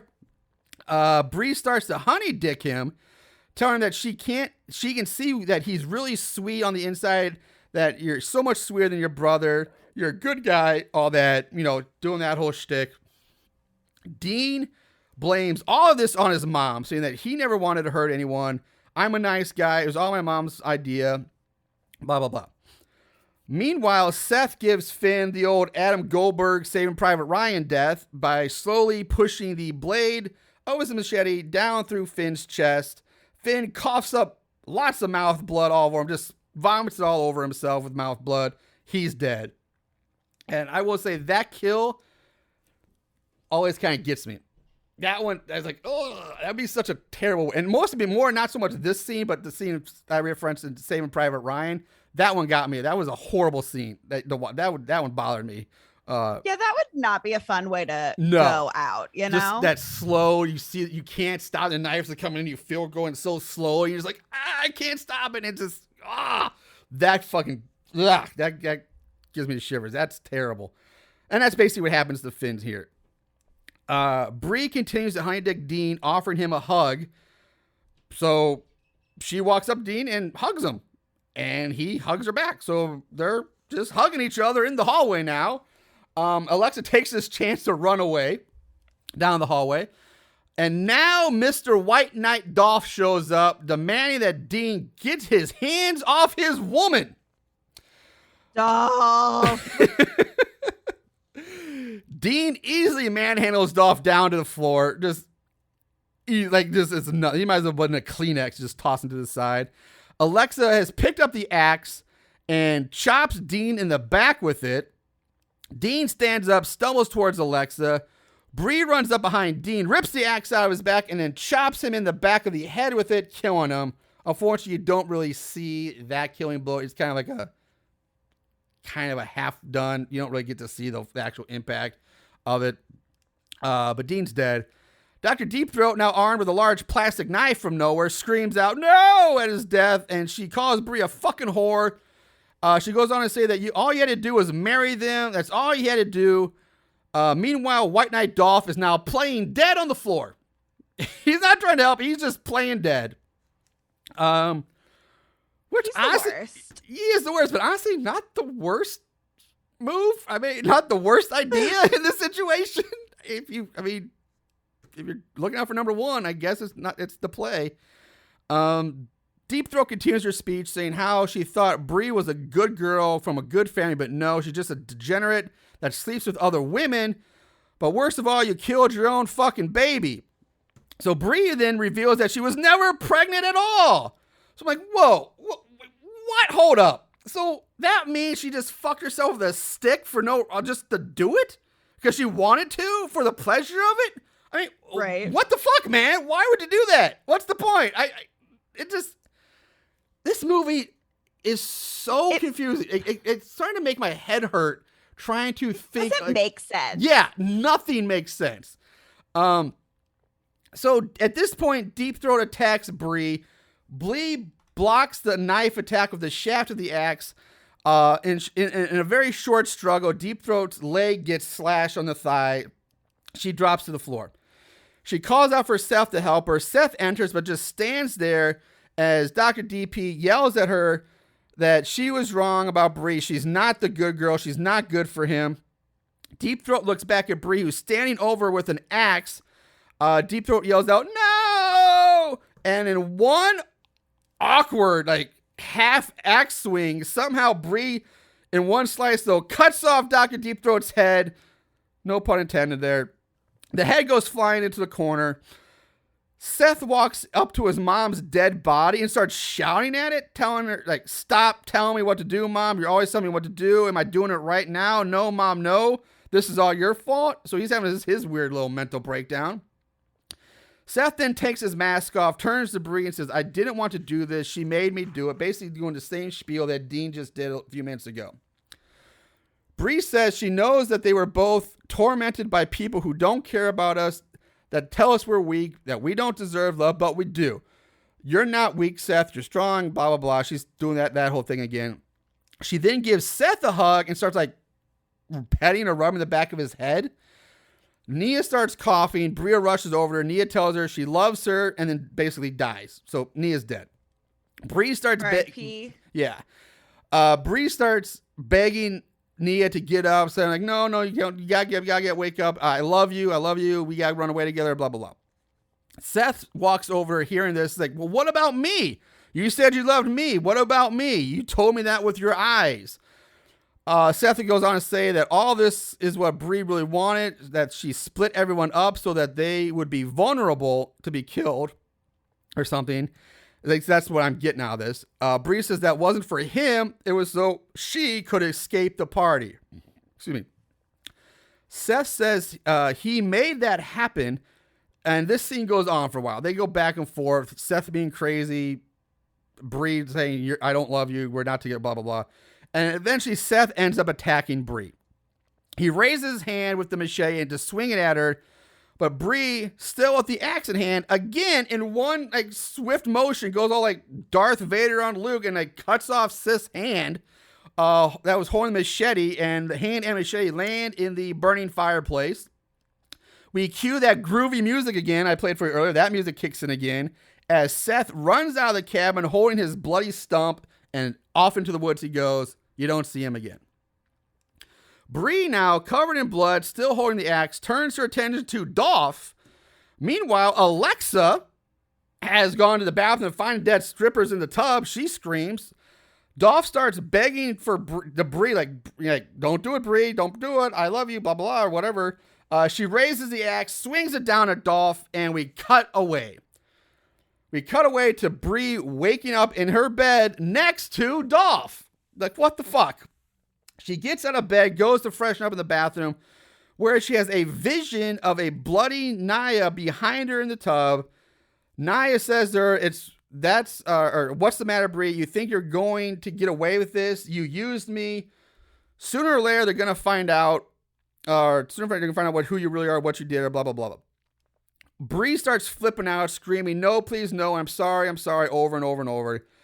Dolph comes in to calm her down. Bree says that she saw Seth, who told her that he was going to kill her, which no, he didn't. She just saw Naya, not Seth, so she's lying, or either they messed up in the script somewhere, I don't know. That Seth said he's going to kill her and make her pay for what she did. Bree goes on to say that she didn't mean for anyone to get hurt. Dolph tells her it's okay, helps her up and back to bed. Bria asks him if he believes her. He says, of course, and reminds her that it was all the fake doctor who told her she was depressed and that you were crazy. All the while trying to blame me for it. It was her and those goddamn fucking retards who killed my bros. Dolph goes on to say that they all tried to take you away from me. He puts his arm around her and she kind of leans into him. And he says, you came to your senses. I accepted you. But nobody cares for you the way I do, Bree. Even that crazy bitch Naya tried to take you away from me. Imagine that. Like you would ever be with her. She was delusional and only taking advantage of you. So again, going to this whole mindfuck, emotional abuse type thing. Bree starts having flashbacks of making out with Naya on the bed as Dolph keeps talking, saying not that Naya only did what she did because she hated me. So she only told you she loved you just to embarrass me. Dolph pulls Bree in closer to him. They lay back in bed together. Her head's on his shoulders. He's continuing saying, nobody can hide who they are forever. You can press it all you want, but sooner or later, it all comes out. You're lucky to have me, you know. Nobody really knows what happened at that cabin except you. We close up on Bree resting her head on Dolph's shoulder. It lingers there as we hear Naya and Via in voiceover again say, sooner or later, it all comes out. Blackout, roll the credits. What the fuck? What? Yeah, what? Thank you. Like, okay, there's so much questions about this ending. So many questions. I didn't understand this ending. Not at all. It made no sense. None. 100% agree. So, first though, let's try to unpack this. So, how can you say no one knows what happened in the cabin? I'm like, first of all, Alexa was there. She survived, so she knows. And Seth, he ran off in the woods. He lived, so he knows too. Dolph knows. And Bree. So there's 4 people who know. 2 of them outside the relationship would know what happened in the cabin. The other thing about this ending is it's starting to imply that Bree then killed everyone in some sort of psychotic episode, which would make 0 sense. But she's like, I didn't mean to hurt anybody. I did this, or like. Then they're saying that it was a fake doctor. So was Dr. Deep Throat not an actual doctor? Was she a fake doctor this whole time that somehow tricked Bree into like counseling sessions for God knows how long? Like, this ending blows my mind. It was so many questions about what the hell happened. Like, was it a dream? What? What are they gonna find out at some point? Yeah, like, I didn't. Like, what's the big thing? Like, they didn't do anything. Like, they're going to find out that you were attacked by a family of psychos and that killed everybody? Okay, you're still in the clear. You're innocent. It was self-defense. Like, what? Yeah, exactly. What is there to find out? That's what I'm saying. Unless they're saying that Bria killed them and tried to cover it up, that's the only thing that would make sense. Like, why they'd be so worried about people finding out what actually happened there. But if that's the case, then why this whole movie doesn't make sense? Well, the movie doesn't make sense anyway. But you know what I mean? It's like there's so many weird writing choices, or were they trying to make a confusing weird ending just for the sake of doing it? In which case, they did a poor job of doing that. I just cannot comprehend this ending. I don't get it at all. But yeah, I would love to hear your takes if you have any more takes on this end. Like what you like. on the ending itself, just before we do any more talk about the characters. But my God, I the ending is just so unsatisfying because it doesn't make any sense. Yeah. And like, also, I'm big mad that out of all of the people that survived, it was Dolph and Alexa. Thank you. That was my next point. That's why I want to talk about these characters because, yeah, the fact that Dolph survives is a horrible, horrible ending. Like, he should be the one. Like, there's no characters in this movie except, I don't know, maybe you could say Nia because she sticks up for Brie and she seems like the true like ride or die bro or girl there. But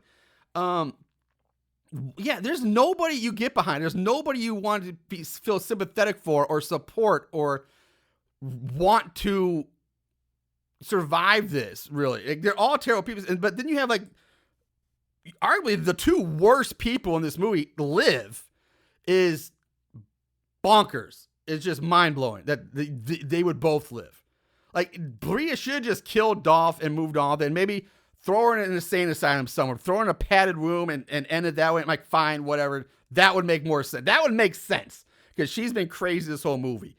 But yeah, the two of them, the fact that they both lived actually is very unsafe and is a terrible, terrible way to end this movie. But as far as the characters go, like you wanted to talk about these characters earlier. This is where I want to do it. So if there's anything else you have notes or insights that you want to dish out about any of these people, please let's talk about that now. If you got anything. No, let's talk about these people. Yes, let's. Who do you want to start with? Who do you want to go with? Okay. One, Brie, I don't care about her as a main person. Like, Right. There's nothing about her that makes me give a shit about her. Agree. Dolph should die. Yes. And is his real name Dolph or is it a nickname? Because I have questions. Oh God. I hate to say, like, even though she was bitchy at the beginning of the movie, Alexa was kind of like, okay, she's kind of cute and bubbly and like, okay, I can get behind. Then she just got worse and worse. I'm like, okay, now I'm starting to hate her. I hate to say, but like the best character is, in my opinion, Dean. He was the most entertaining to me. Yes, my bias because I like Drew Marvick as a person, but just his character and his performance was the most entertaining to me. But of the quote unquote good guys, man, I would hate probably Trinity. It was probably, or maybe Nia, but even Nia had a few issues. But those were probably the two best characters, and they were still either completely useless or just kind of. I felt almost shoehorned in. Like I feel like that Nia Brie relationship thing was maybe it just felt a little forced, a little shoehorned in there to try to spice something up or throw kind of like let's throw another wacky twist in this that people won't see coming. See, I don't know. Instead of the way too long stripper warehouse scene, yeah, like we should have had more like build up on their relationship. Yeah. So that way it wasn't, where did this come from? Yeah, like they should have done take out this stripper warehouse and maybe like do like a college flashback. Maybe they were college roommates or they were friends in college and had like maybe the experiment had like a one night stand in college that they can't, but like, oh, well, now we're confused. We don't know what to do or like something or like show some signs of like a hint at that or something to build up to that. I 100%. They should have used that time much better than using that useless stripper agency scene. They could have done anything like some kind of character development or backstory to tie up some of these loose ends and confusing questions. I 100% agree with you on that. That was a big mistake. I think that they let slide in this. But all right, so unless there's anything else you want to talk about any of these people anymore, Lauren, because they're all garbage people pretty much, and they should all be dead in this movie. But otherwise, I think we'll move on unless you got something else. I would have been more satisfied if like the cabin blew up and everybody died at the end of this movie. Yeah, I think it would, but yeah, this should have been one of those movies where everybody died. Just yeah, or actually, I would have been okay. Like yeah, Bree goes insane at the end, kills Dolph, and then she ends up in a padded cell somewhere. I've been fine with that ending too. I'm like fine, that's whatever. Now before we move on to our normal well, actually, we'll go ahead and do favorite kills first. We'll wrap that up, and then we got some stuff I want to do before our regular stuff. But let's do favorite kills. Don't act like you didn't love it. Favorite kill. All right. Again, this movie, not horrible, but not great kills either. So, always start with our guests. So, Sydney, what was your favorite kill of this movie? Okay, so I have two favorite kills. And my number one favorite kill is stripper number 2 because we get actual blood and guts. Yes. Which I love. And then my honorary mention is Mandy's kill because it's the first one and it's the most with fake blood. I mean, like that shit is like everywhere. I mean, it's like fake blood. It's like splurting and just having, and it was like you knew it was coming, but it also like got me a little bit too. I was like, oh, I was not expecting that. All right, I like it. Yeah, I'm kind of right there with you on mine. I didn't quite think of the stripper one, kind of because like I don't know. Although you could say it's kind of a triple kill, you get 3 kills in back to back succession, and you go from nudity to intestines in like a split second. I was looking at Mandy too, just because the same thing you said. The impalement didn't look too bad with the machete coming out. The fake blood was great. There's plenty of it in abundance. It looked good. And it got things kicked off. It got, I think jump started. Then I kind of thinking about the doctor too, the decapitation. Not the best looking one, but by far not the worst we've ever seen either. I'm always a sucker for a good decapitation kill. But I think I'm gonna go with Mandy, the first one, just because like the blood was so good in that kill. The blood looked great and it helped sell it. It was the first one, so you were kind of okay, good, I'm on board. Let's see where this goes, and then you get the movie kind of goes on a whole like, oh shit, a downward slide from there. But at least at that point, your hopes might still been up a little bit. And you're kind of like, okay, whatever. So I'm gonna go with Mandy. I think I'm gonna go with that one for this movie as well. Now before we move on to our normal Osmonds, like we did last time with Monica, you guys have a couple segments of your show that we'd like to maybe incorporate here for you guys. I know you have your dumb bitch and your make it more gay. So let's start with dumb bitch. Take us through that. What's your let's do us our dumb bitch for this one. Who couldn't be the dumb bitch of this movie? The real question. Can an entire cast be considered a dumb bitch? Can you do that? I mean, every single character there is an argument for. I can say Dolph is a big one. The therapist, big one. Then you get like there's different tiers to it, like Dolph and the therapist are like God level dumb bitch tier, and then you have Alexa, just because she is so selfish and so obnoxious and just like so I will say I will give Finn the anti-dumb bitch award because he is so pure. Yes. And just so boring. But I think Dolph is my big dumb bitch or honestly, I hate to shame, but like Bree for not breaking up with Dolph sooner. Yeah. I was going to ask about Bree just because, again, we don't know. I don't understand this movie or what her story was supposed to be, but I would consider her a dumb bitch because she went out in the woods, cut herself up with a stick, and then fucked it for apparently no reason. She was never. She didn't give herself an abortion which you're made to believe because she was never actually pregnant. So she just fucked a stick and cut herself with it for absolutely no reason, and went crazy. So I don't. That's kind of a dumb bitch to me. I don't get. That's I think kind of because I'm blown away by that whole thing then, because there was no point to it really at the end. It never came back. There was no point to that scene in the long run. Like, why is she cutting herself and fucking a stick? It made no sense in the end. So that, to me, I don't know.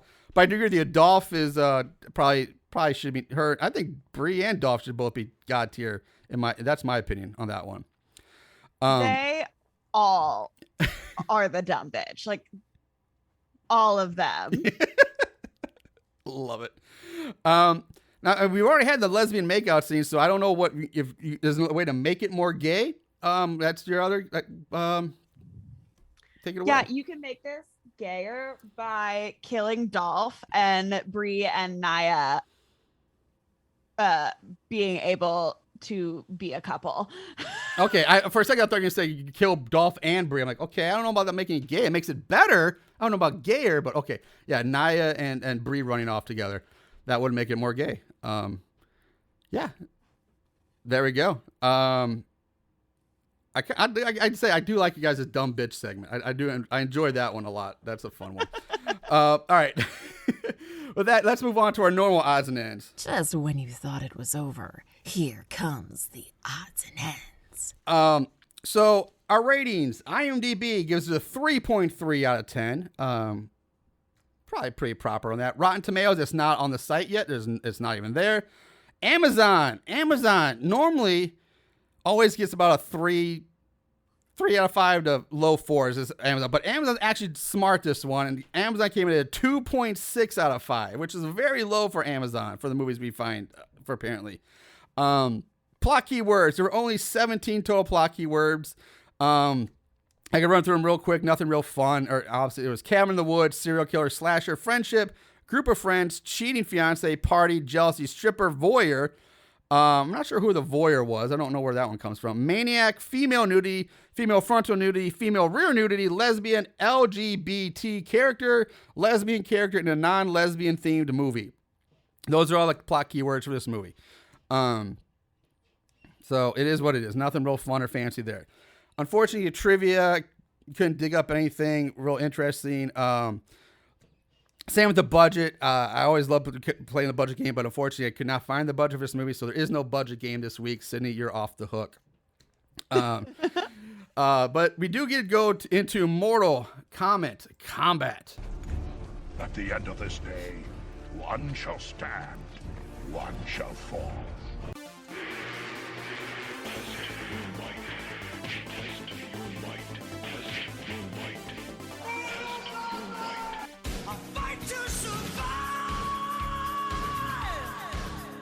Good versus bad. Right versus wrong. Light versus dark. In the end, when the dust settles, who will be left standing after Mortal Kombat Combat? All right. We have 29 total reviews. Not a whole lot. I mean, Grant, it's only 2 years old, and so it probably doesn't have the most word of mouth yet, but only 29 total reviews on Amazon. This is where it got real strange and real different for what I've seen in a long time. Only 20% are 5-star, with 38% being 1-star reviews. That hasn't happened like forever for us on the show. Normally it's like 60% 5-star, 2% 1-star, 55% 1-star, 3% or 5. There's a much bigger gap, and it's always more 5s than 1s. I can't remember the last time I've seen fewer 5-star reviews than 1-star reviews on this. So I was blown away by this. So starting with the 5-star reviews, from Susie, we have classic slasher movie style for sure, 5 stars. Wesley just writes, LOL, 5 stars. Okay, sure. Now this one gets a little long-winded, but from NLQO, titled That Is Awesome. So if you're keen to awesome things, this might be for you. Might I add, amongst being awesome, it evokes a whole breakfast spread of emotions, ranging from not limited to well-filmed, incredible acting, superb production quality, excellent writing, emotional score, strong grips, crew members, great hometowns of starring actors. I'd assume I just got that vibe. vibrant hair, slashing, and contrary to the title, stabbing and bludgeoning. And come on, who doesn't love a good bludgeon? Overall, in my completely unbiased opinion, it parallels those amongst the ranks of, this is where he rambles on for like forever. Listen, like every good movie, like rivals the ranks of Citizen Kane, Rebel Without a Cause, The Godfather, the original U.S. 1944 version of Gaslight, A Streetcar Named Desire, Persona, The Good, the Bad, the Ugly, Bicycle Thieves, Taxi Driver, Cinema Verite, The Three Colors Trilogy, Sunset Boulevard, Psycho, Cool Hand Luke, and Finding Nemo. In other words, as quoted by the Boston Globe, probably an instant classic, best film of our era, LA Times, I left the film a new and better human, San Francisco Chronicles. They've mostly likely been said sorry, the grammar this is terrible. They've most likely been said they just might have printed it in the wrong issue. Who knows how these things work? Just watch it, bro. 5 stars. That's it for the 5-star reviews. That was like every single 5-star review written out. You just heard them. The 1-star reviews on the other side of that coin, we have from John S. Albano. John S. Albano Jr. If you're into watching a complete POS treat a woman horribly, this may be the film for you. The acting, atmosphere, camera work, and the plot of this movie were so low budget, and it seemed like the goal was to see how bad they can make it and still get someone to okay its release. While a slasher flick about a bunch of hot women in a cabin in the woods is pretty cliche, it is also a pretty successful formula that's hard to screw it up. But they did, spectacularly.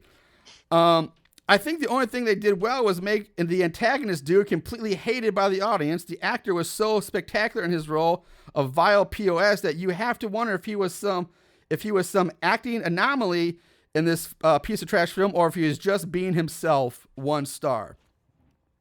From Avid Reader, a movie like this is useful to watch as it will make one appreciate even a mediocre movie as worth the time to watch. I made it through most of the movie, but I suffered. This is truly a very bad movie. There is little talent shown. The characters are unappealing and in some cases juvenile. The kills are not even bottom level special effects. One of the machete kills, I thought I saw a rubber machete quiver. There are lots of low budget slasher movies out there are far better than this movie, and even many of those are terrible. 1 star. From Chantel, this was an atrocious movie. The acting is absolutely terrible. It was like they went to Walmart on a Wednesday afternoon and asked 10 random people if they were interested in acting. The story is worse. The only thing that's somewhat decent about this movie is the editing and production quality. Even the kills were okay, taking the budget into account. Low budget doesn't bother me, but at least have a story that makes sense with characters you can like and acting that's not cringeworthy. 1 star. Last 2 from 76 Crew. This one just makes me laugh. Bad ending is bad. 1 star. Simple. I mean, not wrong. He's not wrong. Not wrong. And last from Sepida,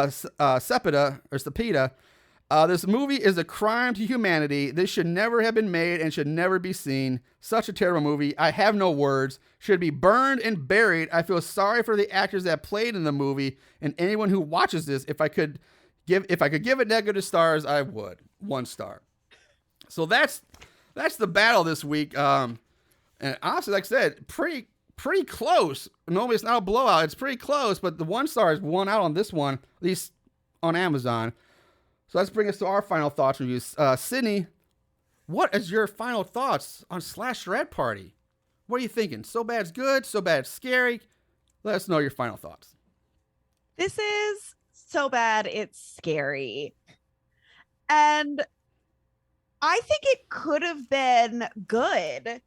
I think just the themes and the plot and everything needed like a longer, it needed to be more thought out. It's just like the premise is there.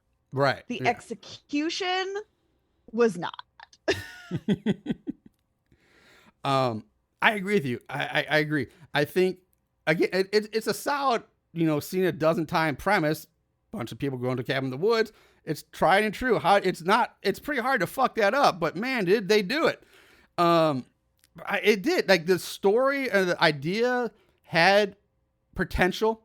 Everything was like all the ingredients was there, but somehow they just fucked up baking it. I don't know if maybe they set the oven too high or they, just overstirred it and he made the batter too watery. I don't know, but whatever they did when they're cooking this up, fucked it up.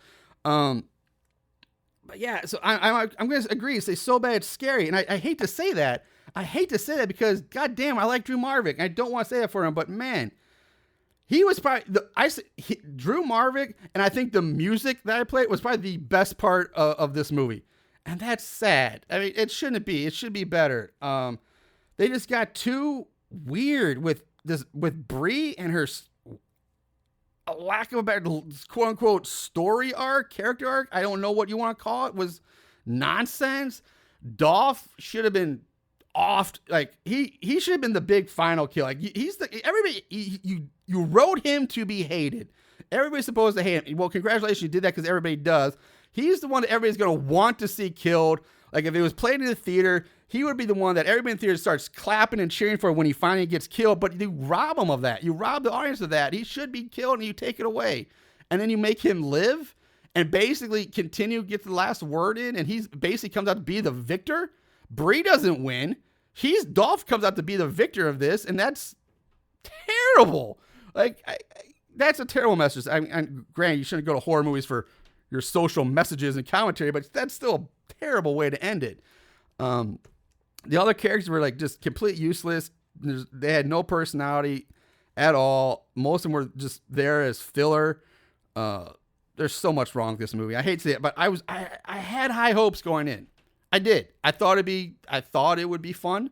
I thought it looked like it'd be a fun little indie slasher. It's not that long. It's only like an hour and 15, 16 minutes. And if you cut off the credits at the end, and it's free on Tubi, but even with that, so bad scary. I would not recommend watching this one at all. It's not, they got the 4 Bs. They had the blood, the boobs, the babes, the, beers and all that. They had all the 4 Bs there, but man, even those couldn't save this movie. So yeah, we're doubling up. So bad scary this week. Sweeping it on that category. So with that said, we're going to wrap it up. Again, I want to say thank you very much for Sydney for sitting in with me this week. I've thoroughly enjoyed having the girls from the Spooky Tuesday podcast come on and join us. It's been great. Hope to continue this relationship and somewhere down the road, have you girls back on. Maybe Chelsea can come on, or Monica and you can do have 2 or 3 of you on at the same time. Well, at least 2 maybe. But yeah, you gotta collect us all. Yeah, like Pokemon. Gotta collect them all. But yeah, thank you very much for coming. I had a blast again. I hope you had a good time. For you guys listening, remember, definitely check out their podcast, Spooky Tuesday, on all your platforms. It's a good time. They're just fun to listen to. They're enjoyable. Gotta say it. Enjoy it. Check them out. So in the meantime, guys, again, I say it one more time. Sydney, thank you so much for coming. Appreciate it. You know what to do, listeners. Watch some more horror movies. And remember to always keep it tight.